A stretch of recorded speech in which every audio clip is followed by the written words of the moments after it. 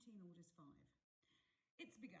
The recruiting was as easy as falling off a log. I didn't even have to go far. My flat, mine and Sappho's, is in Mornington Place, and I found my first recruit in a doorway near Camden Station. A mile, if that. Mind you, it was a filthy night.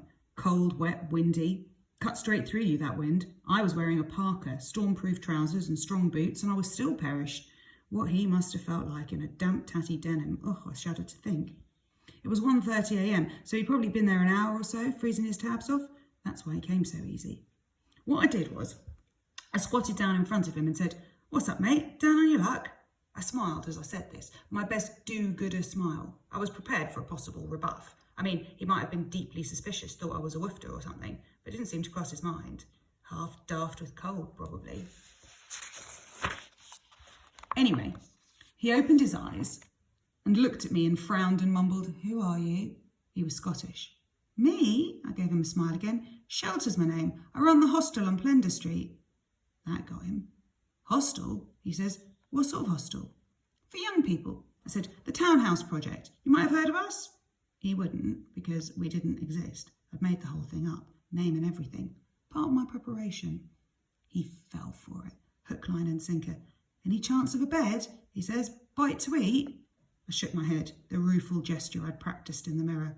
"Not tonight, I'm afraid. Full up. Might be something tomorrow if you get there early." "Ah," he says, and the light goes out of his eyes. He's thinking about the long, cold hours ahead. I let him ponder the prospect for a bit and then said casual like, "There's a comfy couch at my place if you don't mind roughing it." Roughing it. Brilliant touch, that. And it worked. "You sure?" he says. The light's back and I can see his little brain working. He's thinking, this guy runs a hostel. Warm bed, grub. It gets full, but if I'm with him, I'm sure I'll get in, right? "You sure?" he says. I gave him the smile again. "Sure, no problem. Just round the corner. Come on." And that's all there was to it.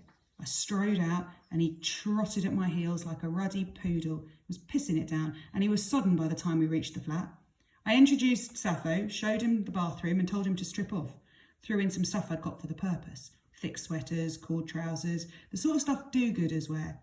And went off to heat some tomato soup. And while he was sitting on the sofa scoffing it, I slipped up behind him and put him out of his misery. Cruel? I don't think so. He's neither cold nor hungry now. Nobody wanted him, so nobody will miss him. There's one less dosser to clutter up the place. Who loses?